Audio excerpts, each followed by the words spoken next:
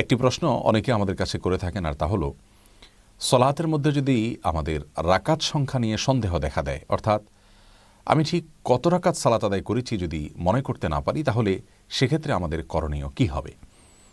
এ বিষয়ে সহিহ মুসলিম এবং সুনান আবু দাউদ সহ বিভিন্ন হাদিসের কিতাবে একটি হাদিস রাসূল আকরাম সাল্লাল্লাহু আলাইহি ওয়াসাল্লাম থেকে আমরা পাই, যে হাদিসের মাধ্যমে এই প্রশ্নের উত্তর খুঁজে পাওয়া যায়।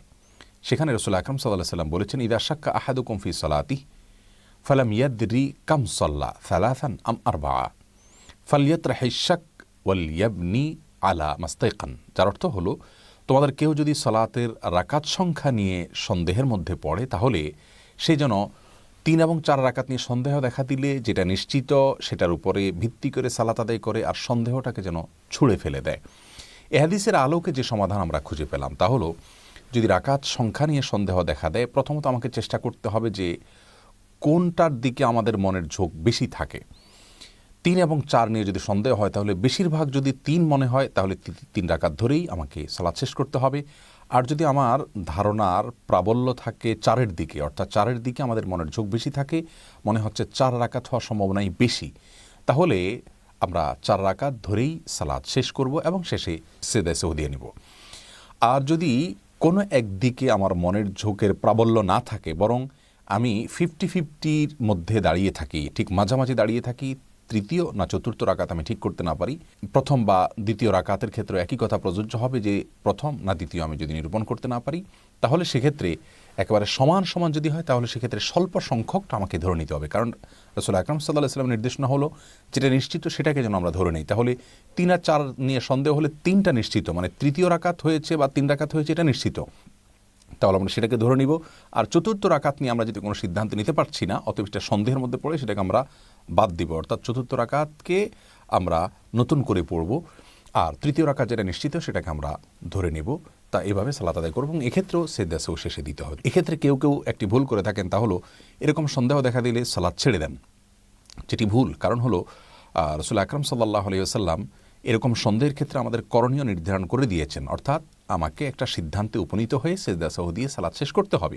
সালাত ত্যাগ করা, ছেড়ে দেওয়া এটা জায়েজ নয়। আল্লাহ রাব্বুল আলামিন কোরআনে কারিমে বলেছেন, লা তুবতিলু আমালাকুম, তোমাদের আমলকে তোমরা নষ্ট করো না, বাতিল করে দিও না। যার কারণে অহেতুক অকারণে সালাত শুরু করার পর এরকম নিছক সন্দেহের কারণে সালাত ছেড়ে দেওয়া সঠিক কাজ নয়। তবে এক্ষেত্রে অনেকে আছেন যারা অসুস্থতায় ভুগছেন, অর্থাৎ সন্দেহের রোগের তিনি ভুগছেন। এরকম যদি হয়, তাহলে সেক্ষেত্রে তিনি সবসময় নিয়মিত তার এরকম সন্দেহ হতে থাকে। এ ধরনের ক্ষেত্রে সন্দেহকে কোনো প্রকার পাত্তা না দিয়ে তিনি সালাত আদায় করার চেষ্টা করবেন। অনেক সময় দেখা যায় যে তিনি 4 রাকাত পড়েছেন, সালাতের শেষে কেউ তাকে বলছেন আপনি 4 রাকাতই পড়েছেন, তারপরেও তার সন্দেহ হচ্ছে, অর্থাৎ কেউ বাহির থেকে দেখেছেন, তার সালাতকে পরিপূর্ণ অবজার্ভ করেছেন, তার কথাকেও তিনি বিশ্বাস করতে পারছেন না। এটা অনেকটা অতি সন্দেহ প্রবণতার রোগ থেকে দেখা দেয়। এরকম যদি হয়, তাহলে সেক্ষেত্রে সন্দেহ প্রবণতার রোগের জন্য তিনি ট্রিটমেন্ট করবেন, এবং কোরআন এবং হাদিস অনুযায়ী বেশ কিছু রকিয়া, বেশ কিছু আমলের কথা বলা আছে, সেগুলো করবেন, এবং সন্দেহকে কোনোভাবেই পাত্তা দিবেন না। আর যদি সালাত শেষ করার পরে তার সন্দেহ দেখা দেয় যে কয় রাকাত আদায় করেছেন, তাহলে সেক্ষেত্রে এই সন্দেহকে তার আমলে নেওয়ার কোনো প্রয়োজন নাই। আর যদি তিনি নিশ্চিতভাবে জানতে পারেন সালাত আদায় করার শেষ করার পর যে তিনি 1 রাকাত কম সালাত আদায় করেছেন অথবা 1 রাকাত বেশি সালাত আদায় করেছেন, তাহলে সেক্ষেত্রে যদি এটা মনে যখন হয়েছে, তখন যদি সালাম ফেরানোর পরে তিনি কেবলামুখী থাকেন, অন্য কারোর সাথে কথা না বলে থাকেন, বা সালাত ভঙ্গকারী কোনো বিষয় না থাকে, তাহলে ওই অবস্থায় তিনি 1 রাকাত কম আদায় করেছেন মনে হলে আরও 1 রাকাত পড়বেন, পড়ে সেজদা সাহু দিয়ে নেবেন, সালাত আদায় হয়ে যাবে। এটা সালাম ফেরানোর পরের কথা। আর যদি তিনি 4 রাকাতের জায়গায় 5 রাকাত সালাত আদায় করে ফেলেছেন এমনটি মনে হয় সালাম ফেরানোর পরে, এবং নিশ্চিত মনে হয় বা প্রবল ধারণা হয়, তাহলে সেক্ষেত্রেও আরেক রাকাত তিনি সাথে আদায় করে সেজদা সাহু নিবেন, অর্থাৎ সেক্ষেত্রে 6 রাকাত হবে, তাতেও তার সালাত আদায় হয়ে যাবে ইনশাআল্লাহ বিইذনিল্লাহ। আল্লাহ রাব্বুল আলামিন সব ক্ষেত্রে কোরআন এবং হাদিসের সিদ্ধান্ত অনুযায়ী আমাদেরকে আমল করার তৌফিক দান করুন। আসসালামু আলাইকুম ওয়া রাহমাতুল্লাহি ওয়া বারাকাতুহু।